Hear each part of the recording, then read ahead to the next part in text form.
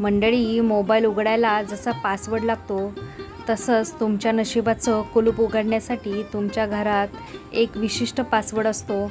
आपण पूजा करतो, जप करतो, पण तरीही फळ का मिळत नाही? कारण आपण कळत नकळत अशा 5 चुका करतो ज्यामुळे आपली साठवलेली पुण्याई खर्च होऊन जाते. आजच्या या व्हिडिओमध्ये आपण अशा 5 चुकांबद्दल बोलणार आहोत ज्या लक्ष्मीला घरात येऊन देत नाहीत आणि त्यासोबतच स्वामींच्या आशीर्वादाने सिद्ध झालेले असे 51 गुप्त तोडगे पाहणार आहोत जे तुमच्या घराच्या वातावरणाच्या लहरी बदलून टाकतील. व्हिडिओच्या शेवटी आपण पाहणार आहोत राशीनुसार तुमच्या घराचा लकी कोपरा कोणता आहे तो. हा व्हिडिओ म्हणजे तुमच्या आयुष्यातील अंधार दूर करणारा एक दिव्य प्रकाश आहे. हॅलो, नमस्कार, श्री स्वामी समर्थ. मी रेश्मा तुम्हा सगळ्यांचं रेश्माच्या दुनियादारीमध्ये पुन्हा एकदा स्वागत करते. 5 चुका ज्या तुमची पुण्याई संपवतात आणि लक्ष्मी माता निराश होते. उंबरट्यावर उभे राहून व्यवहार करणे. कोणालाही पैसे, वस्तू किंवा निरोप उंबरट्यावर उभे राहून देऊ नका. यामुळे घरातील बरकत बाहेर निघून जाते. संध्याकाळी घर झाडणे. सूर्यास्तानंतर घर झाडणे घरातील लक्ष्मी केरसुणीसोबत बाहेर जाते असे शास्त्र सांगते. देवापुढे दिवा फुंकून विझवू नये. चुकूनही दिवा फुंकून विझवू नका. यामुळे घरातील तेज आणि पुण्य कमी होते. बाथरूमचा दरवाजा उघडे ठेवणे. बाथरूमची नकारात्मक ऊर्जा संपूर्ण घरात पसरते ज्यामुळे घरातील लोकांच्या विचारांमध्ये क्लेश निर्माण होतो. अन्न टाकून देणे. ताटात अन्न उरवून ते फेकून देणे म्हणजे अन्नाचा आणि लक्ष्मी मातेचा अपमान करणे होय. यामुळे कितीही कमावले तरी घरात दारिद्र्य येते. श्री स्वामी समर्थांचे 51 महातोडगे घराची ऊर्जा आणि नकारात्मकता निवारण. मिठाच्या पाण्याचा वापर. रोज सकाळी घराचा उंबरठा, खिडक्या मिठाच्या पाण्याने पुसून घ्याव्यात. मीठ नकारात्मक ऊर्जा शोषून घेते ज्यामुळे बाहेरील लोकांची वाईट विचार घरात प्रवेश करत नाहीत. भीमसेनी कापूर धूर. कापूर हा वायू शुद्ध करतो. रोज सायंकाळी भीमसेनी कापूर जाळून त्याचा धूर घरातील प्रत्येक कोपऱ्यात फिरवावा. शंखनाद. घरात किमान एकदा तरी शंख फुकावा. शंखाच्या ध्वनी लहरीमुळे वातावरणातील जंतू आणि नकारात्मक ऊर्जा नष्ट होते. विभूतीने श्री लिहिणे. घराच्या मुख्य चौकटीवर स्वामींच्या विभूतीने श्री किंवा ओम लिहावे. हे घरासाठी एक सुरक्षा कवच म्हणून काम करते. स्वामींचा आशीर्वाद फोटो.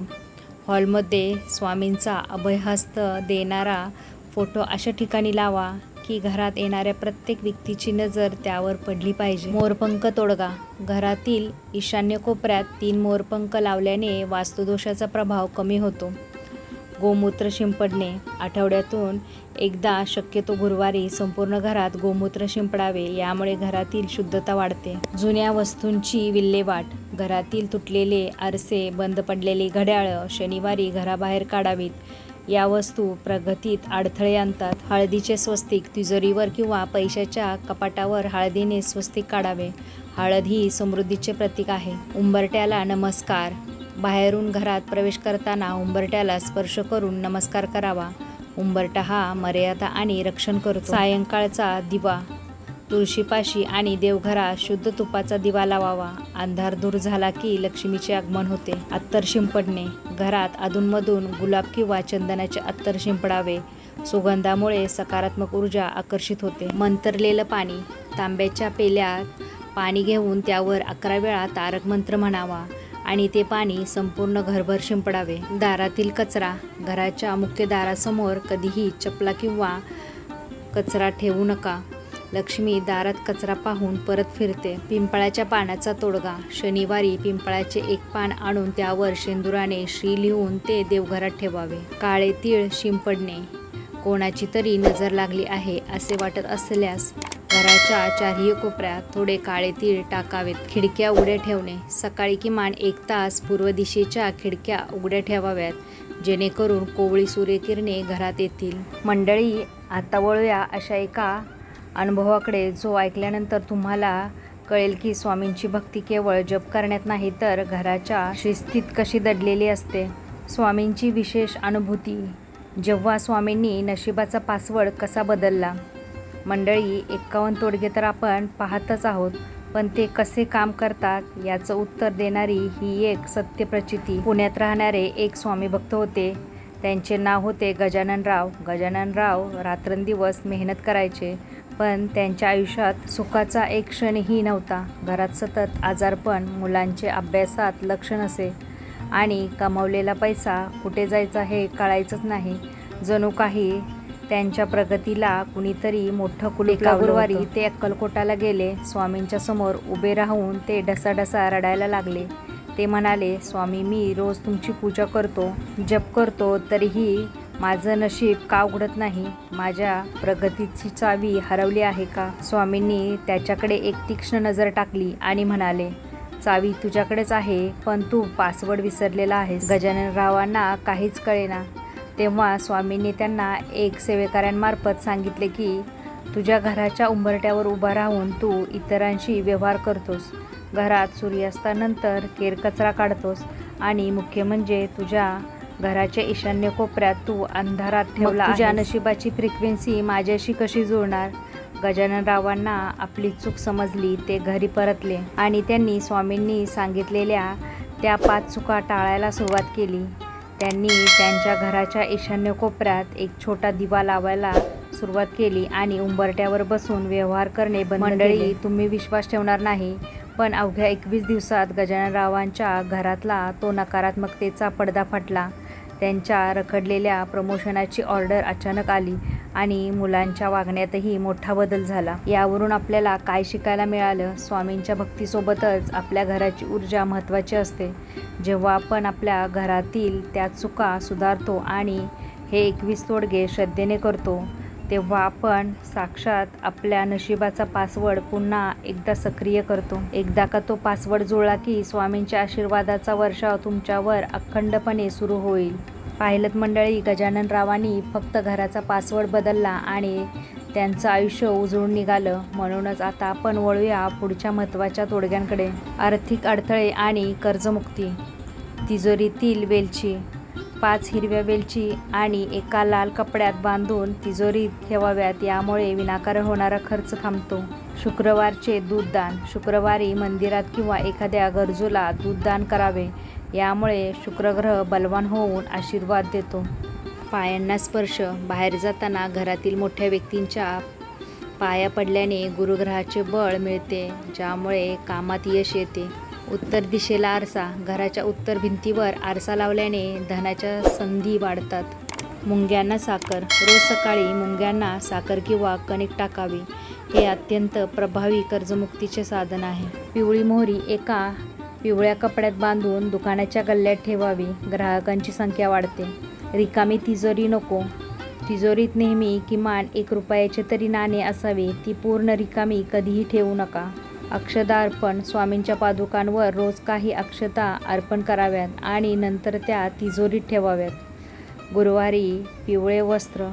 गुरुवारी शक्यतो पिवळ्या रंगाचे कपडे परिधान करावेत किंवा पिवळा रुमाल खिशात ठेवावा. मिठाचे पुसणे. शनिवारी घर पुसताना पाण्यात खडे मीठ टाकावे. यामुळे घरात पैसा टिकू लागतो. डाव्या हातात पैसा. पैसा घेताना किंवा देताना उजव्या हाताचा वापर करावा. हे लक्ष्मीचा सन्मान करण्यासारखे आहे. सत्य भाषण. व्यवहारात खोटे बोलणे टाळावे, कारण लक्ष्मी फक्त सत्य असलेल्या ठिकाणी स्थिर असते. कुत्र्याला पोळी. काळ्या कुत्र्याला पोळी खाऊ घातल्याने राहूकेतूचा आर्थिक अडथळे दूर होतात. अन्नपूर्णा स्तोत्र. रोज किचनमध्ये एकदा अन्नपूर्णा स्तोत्र ऐकावे किंवा म्हणावे. काचेच्या भांड्यात नाणी. घराच्या हॉलमध्ये एका काचेच्या बाउलमध्ये नाणी भरून ठेवावीत. पांढरी फुले. दर शुक्रवारी लक्ष्मीला किंवा स्वामींना 2 पांढरी फुले अर्पण करावीत. काचेच्या वाटीत खडे मीठ. बाथरूममध्ये एका कोपऱ्यात काचेच्या वाटीत खडे मीठ ठेवावे. हे वास्तुदोष ओढून घेते. सूर्याला अर्घ्य. रोज सकाळी तांब्याच्या कलशाने सूर्याला पाणी द्यावे. यामुळे आत्मविश्वास वाढतो. भीमसेनी कापूर स्नान. स्नानाच्या पाण्यात चिमूटभर कापूर पावडर टाकल्याने शरीराचा ओरा शुद्ध होतो. मोबाईलचा वापर कमी. रात्री झोपण्यापूर्वी 1 तास मोबाईल बंद ठेवावा आणि स्वामींचे ध्यान करावे. अंधांना अन्नदान. महिन्यातून एकदा अंधांना गोड अन्न दिल्याने पितृदोष शांत होतो. मौन व्रत. दिवसातून किमान 15 मिनिटे पूर्ण मौन पाळावे. यामुळे मानसिक शक्ती वाढते. गायीची सेवा. गायीला प्रेमाने हात फिरवल्याने घरातील नकारात्मकता कमी होते. तारक मंत्र श्रवण. आजारी व्यक्तीच्या खोलीत मोठ्या आवाजात तारक मंत्र लावावा. जेवताना मौन. जेवताना शक्यतो बोलू नये, अन्नाकडे लक्ष द्यावे. हे एक प्रकारचे तप आहे. विभूती तीर्थ. रोज सकाळी स्वामींची विभूती पाण्यात मिसळून ते तीर्थ म्हणून प्राशन करावे.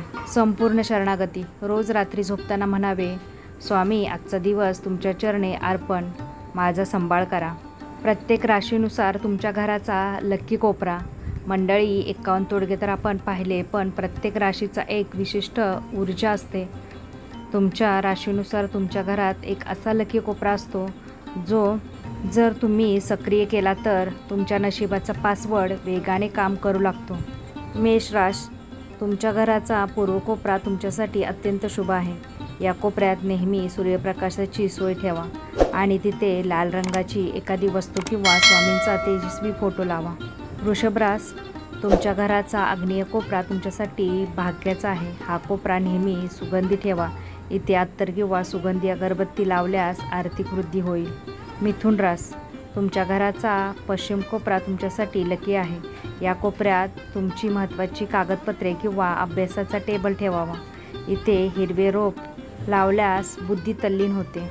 कर्क राशी. तुमच्या घराचा उत्तर कोपरा तुमच्यासाठी ऊर्जेचा स्तोत्र आहे. इथे पाण्याचा कलश किंवा पांढऱ्या रंगाच्या वस्तू ठेवा. यामुळे घरातील मानसिक शांतता टिकून राहील. सिंह राशी. तुमच्या घराचा ईशान्य कोपरा तुमच्यासाठी लकी आहे. हा कोपरा देवाचे स्थान मानला जातो. इथे बसून नामस्मरण केल्यास तुम्हाला समाजात प्रचंड मान सन्मान मिळेल. कन्या राशी. तुमच्या घराचा वायव्य कोपरा तुमच्यासाठी शुभ आहे. या कोपऱ्यात अन्नाचा साठा किंवा धान्य ठेवावे. यामुळे घरात कधीही अन्नाची कमतरता भासणार नाही. तुळ राशी. तुमच्या घराचा दक्षिण पश्चिम कोपरा तुमच्यासाठी स्थिरतेचा आहे. इथे कुटुंबाचा फोटो लावल्यास नात्यातील गोडवा वाढतो आणि आर्थिक स्थैर्य वाढते. वृश्चिक राशी. तुमच्या घराचा दक्षिण कोपरा तुमच्यासाठी शक्तीचा आहे. हा कोपरा नेहमी स्वच्छ ठेवा. तिथे एक लाल दिवा लावल्यास शत्रुबाधा आणि नकारात्मक ऊर्जा दूर राहील. धनुराशी. तुमच्या घराचा मध्य भाग तुमच्यासाठी महत्त्वाचा आहे. घराचा मध्यभाग नेहमी मोकळा ठेवा. तिथे स्वामींची मूर्ती किंवा फोटो लावल्यास भाग्योदय होईल. मकर राशी. तुमच्या घराचा पश्चिम दक्षिण कोपरा तुमच्यासाठी कर्माचा आहे. इथे लोखंडी कपाट किंवा तिजोरी ठेवल्यास संपत्तीमध्ये वृद्धी होईल. कुंभ राशी. तुमच्या घराचा वायव्य कोपरा तुमच्यासाठी संधीचा आहे. इथे स्वामींच्या पादुकांचा फोटो लावल्यास परदेशी गमन किंवा नवीन व्यवसायाचा योग जुळून येईल. मीन राशी. तुमच्या घराचा ईशान्य कोपरा तुमच्यासाठी आध्यात्मिक प्रगतीचा आहे. या कोपऱ्यात ध्यानधारणा केल्यास तुम्हाला स्वामींच्या अस्तित्वाची प्रचिती येईल. पाहिलंत मंडळी, तुमच्या राशीनुसारचा हा कोपरा जर तुम्ही स्वच्छ आणि स्वामींच्या नावाने भरून टाकला तर जगातील कोणतीही शक्ती तुमची प्रगती रोखू शकणार नाही. तुमची रास कोणती आहे कमेंटमध्ये नक्की सांगा आणि हा व्हिडिओ जवळच्या लोकांमध्ये शेअर करा. लक्षात ठेवा, पासवर्ड तुमच्या हातात आहे. आता फक्त तो वापरण्याची वेळ आली आहे. पुन्हा भेटूया आपण अशाच एका नवीन व्हिडिओमध्ये. तोपर्यंत सगळ्यांना श्री स्वामी समर्थ. जय जय स्वामी समर्थ.